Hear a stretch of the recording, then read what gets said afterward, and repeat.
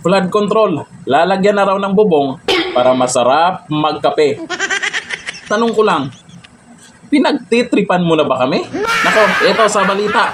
Eto sa post, basahin muna natin ha. Bago yung pagyayaw-yaw ni Dunyor dyan ha. Marcos, ibinahagi ang kanyang plano. Plano na naman. Nalagyan ng bubong ang mga flood control at irrigation. Ibinahagi ni Pangulong Ferdinand Bongbong Marcos Jr. ang kanyang plano na palagyan ng bubong ang mga flood control at irrigation dahil umano sa potensyal nito na bisitahin ng mga turista. O ito ang sabi niya. Ito nga lugar na ito, ang naging karanasan namin, yung mga tinatayo namin mga ganito, na mga dam na mga sweep, mga kung basta water impounding, nagiging tourist destination. Dahil tama nga naman, maganda nga naman dito. Sinasabi ko kay Go, pamunta doon, lagyan natin ng konting bubong, ng konting cover dito. Paglagay, pang-picnic ng tao dito. Sarap nga naman magkape-kape dito, tinitignan yung tubig, di ba? Kaya it's another use. May isa pang gamit kasi ito hindi lang nga irrigation, flood control pa ito.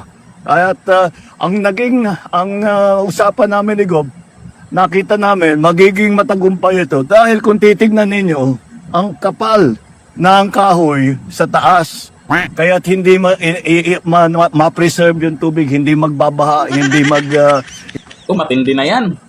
Mukhang hirap na talaga ipagtanggol itong si Dunyor pag yan yung pinagsasabi niya. Diyan po sa Bohol, sinabi din niya na gagawin daw yung airport at gagawin daw international airport para hindi nadadaan ng Manila yung turista. Meron na nga eh. Matagal na po ang international airport diyan. Ngayon, dagdag pa na ito, lalagyan ng bubong. Ganyan. Plano na naman. Mukhang imposible yan. Pero tiwala lang kayo sa kanya, lalo na yung mga loyalista. Kasi kung pumalpak yan, ang gagawin lang yan, mag-iyak-iyakan. Akalain mo anong sa interview niya? Pangulo ka ng Pilipinas. Hawak mo lahat. PNP, NBI, yung DPWH, at kung ano man yung sasabihin mo para sa ikagaganda or para masolusyonan po itong mga nangyayaring talamak na ang mga magna, kaya mong gawin yan. Hindi yung idaan mo sa iyak-iyakan, ikaw po yung Pangulo, nakakahiya po. Sa nangyari ngayon, lahat ginagawa na po ng iba para mabuking kung sino po talaga ang mga magna.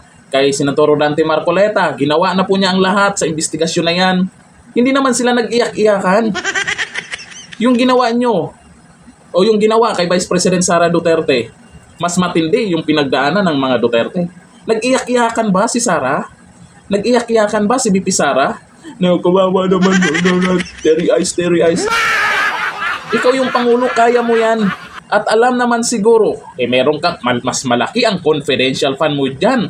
At alam mo na kung sino talaga ang mga kurap dyan at kung sino ang dapat tanggalin dyan. Yung pinsan mo, kaya mo bang tanggalin? Kaya mo bang pauwiin si Saldico? Yan yung mga katanungan na kaya namang gawin ng isang presidente. Maraming pwedeng gawin yan. Kaya nyo nga ipadala sa ICC si dating Pangulong Duterte. Ngayon, sa issue ng flood control, sa issue ng budget, yung mga insertion, idaan lang sa iyak-iyak na yan. Yan ba ang gusto nating Pangulo? Pag may problema, mag-iyak-iyak lang. Tapos yung tagapagtanggol niya, naaawa pa. Paano na kaya kung siya yung naging Pangulo nung pandemya? Baka hindi lang iyak-iyak ang gagawin niya. Tapos ngayon, eto plano. Plano ng plano. 3 taon na, puro plano. Dapat yung inumpisahan mo, tinapos mo muna bago magpaplano na naman ng panibago.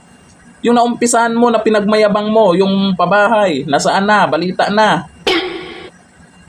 Yung 20 petot na bigas, meron na daw. Oo, meron na. Punta kayo sa palengke kung meron ba. Doon lang sa lugar kung saan mukhang parang parang subsidy lang ginagawa nila. O yung flood control project, alam mong may kapalpakan, may anomalya, may flood control project. Tapusin nyo muna. Pangulo ka, hindi pa napanagot itong mga magna sa flood control projects at hindi pa natin alam kung sino yung ibang sangkot dyan na politiko. Pero eto na naman ang babanggitin ni Dunyo, panibagong budget na naman yan. Hindi nga maayos-ayos yung flood control, lalagyan pa ng bubong para magkape.